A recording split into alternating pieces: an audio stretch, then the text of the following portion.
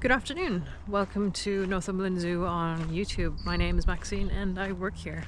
On today's video we've got a couple of things to get through. The first thing I'm going to do is obviously point out that it's nice and sunny and we managed to have just enough of a dry spell to finish off the area next to the Serval enclosure. So guess what? The Serval enclosure is officially open. It's only taken several months, but that's what happens when you're battling against the elements. So we've got the path all kind of finished as best as we can, going down the side of the Capybara. The old fence has been taken down there, graded this kind of grassy area out a little bit, but we've seeded it, put some nice little string up around it just to try and help it grow. And then of course you can come down and have a look at the Serval enclosure and see if you can spot her. I think she might be in the house, but we'll have a look. But the enclosure is looking great. Such a nice day as well. It's still a little bit chilly. So we've had to redo the front of the house here and put like a little concrete pad just to help with drainage. Just everything here is on a bit of a hill. You can just see everything goes downhill, so when it rains, it rains. So here we are in the Serval house, and there she is. She's in her little box at the back there. Looks like she's just had her dinner. So that's good. So I haven't heard anything negative from the keepers that she's struggling with having public attention. Tomorrow is Good Friday, so all hell is going to break loose here at the zoo, and we're going to be inundated with lovely people just like yourself. So we're not sure if Afia's going to find that overwhelming or if she's going to really appreciate it. I don't know. She never had a window, a public viewing window in her old enclosure here or at her previous collection, so we'll just see how she gets on with that. But she seems pretty settled there. There was just some members of the public looking at her just there and she did fine. The other thing that's open now is our old original Mark 1 Capybara enclosures back on show again. So we've actually made this half the size. We've got our dad down here at the minute and last year's babies. Do you remember I told you Capybara don't like me? There they are, running away. So Archie's the big one, and then there's the 4 babies from last year in this paddock with our Rhea. So you can actually get down here now and see them and have a look at their new indoor house as well. So there's an indoor on show viewing area in here too. So yeah, this area is nice and open, so it's another extra place for people to explore during the Easter holidays. Just want to let you know that we selected our top 10 out of the photographs that were submitted for our photography competition. We had some amazing entries. There was over 200 that were submitted, and this is to be on the front cover of our 2025 Northumberland Zoo calendar. So we had some great entries. So the top 10 are currently on our Facebook page now if you would like to vote for your favorite, and I'll be getting them printed soon. Check out all these animals enjoying the sun just now. There's mum and the babies down there. So one of the things that I wanted to talk about was about a video that I put out in the last week, and I put it out on Facebook, on our YouTube channel, TikTok, and it was about our bat babies that were born on Mother's Day of all the days. Rather unsuspected. We weren't expecting it at all, because the females don't really show that well and we can't really get close enough to weigh them because they're so standoffish. So it was a complete and utter surprise. But we had a couple of hours heads up because one of the keepers contacted us saying that one of the females was a little bit uncomfortable and was concerned, and we didn't think for a second that they would be giving birth, because normally they give birth kind of like later on in the year. So the fact that it didn't take long before we realized that she was actually going into labor, because you could see something kind of coming out. So wow, that gave me an opportunity to get my camera equipment and everything set up. And by the time the pup was born, I had managed to collect like half an hour of video, including like the 7 minutes of like giving birth and afterwards and everything. And the little snippet that I put on social media had some really, really interesting behaviors that have never been seen before. So we've had a few scientists and people from universities getting in touch with us just over this video about how important this kind of showcases the species, and they're desperate to kind of raise the profile of bats in the world to kind of show, look, they have really, really like complex social interactions, and alloparenting is one of them. And that's alloparenting is where you instinctively look after an offspring that's not your direct descendant.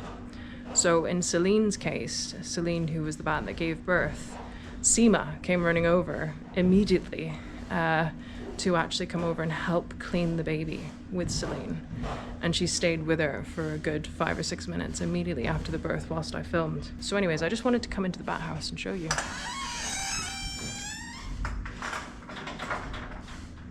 So we've got Karis in here at the moment, and one of our volunteers who's cleaning up after their afternoon tea. The bats have made a bit of a mess.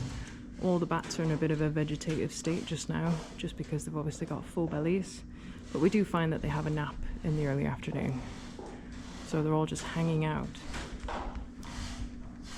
But can you believe that we've actually got 16 bats in here now? So we started off with 13 in the back end of 2022.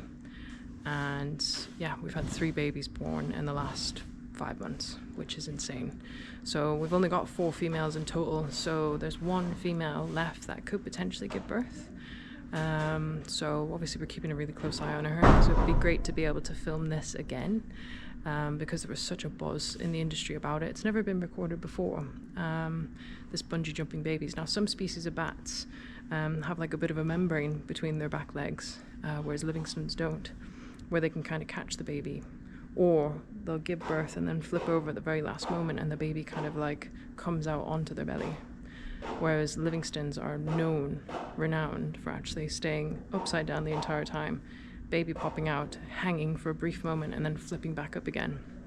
So the amount of time that Celine spent with the baby hanging by the umbilical cord was 11 seconds. That's a long time. It's a long time for us keepers who were all stood back here watching, obviously like nervous because we thought it was all going to end very badly. But because it was Celine's very, very first time, she's inexperienced. So the next time she gives birth, it'll probably be like half the time or even a third of the time, just because she knows what to do now. She's never done it before, so she didn't know what to expect. So that's what's super interesting about the video, and obviously no one's ever captured that behaviour on video before, so to be able to have done that here at Northumberland Zoo is a huge, huge thing. Well, they'll be 2 weeks old on Sunday. Oh, look at this guy. He's very sleepy.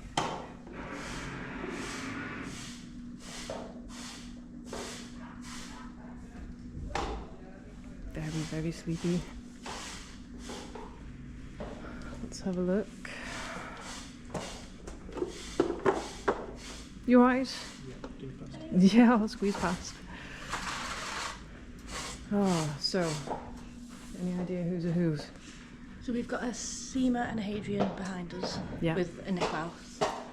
I'm not entirely, they're all tucked up, so I can't really see if it's the girls or not, but they're either up there or over there, out the way as usual. Yeah. Oop.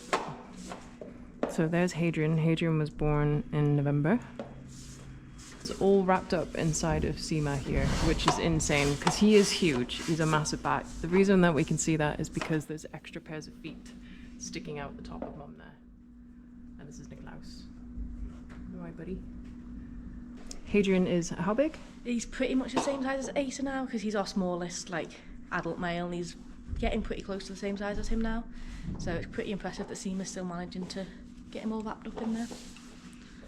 Have you managed to get a weight off of him or not? I'm not sure if they managed to get a weight off him when they did the last lot of weights, but he's pretty hard to like differentiate now. Like he's still noticeably smaller, but not by much. Yeah. I just can't believe that he can fit inside of there. Is his little head poking out anywhere? No, literally you can't. Oh, I can see his little ear in there actually. So yeah, we don't know where the new mums are. They were showing the babies off before. Of course they were. Of course they were. So because the babies are so small, it's very, very difficult to kind of spot them underneath the wings. Once they get a little bit bigger, you can kind of tell. But that one doesn't look big enough. A couple of these look pretty big that are above me now. But yeah, I can't actually see them. But the 2 girls will probably be hanging out together.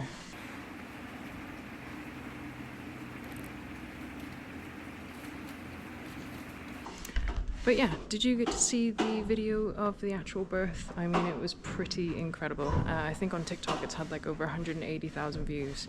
Let me know what you thought of it. I've just done a press release today to try and get it out there a little bit more. I've sent it to like news outlets and also all of the international zoo associations, because I think they'll find it really, really interesting, because no one's ever seen it before.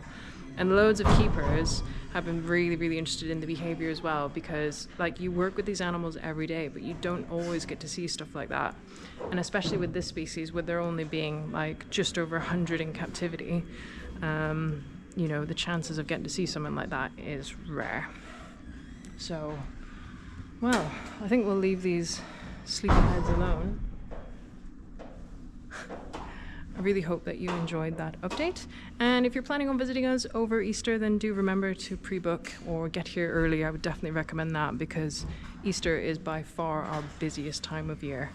But hopefully, fingers crossed, the weather's going to brighten up, because we are sick of the rain. But yes, hopefully we'll see you over the Easter holidays.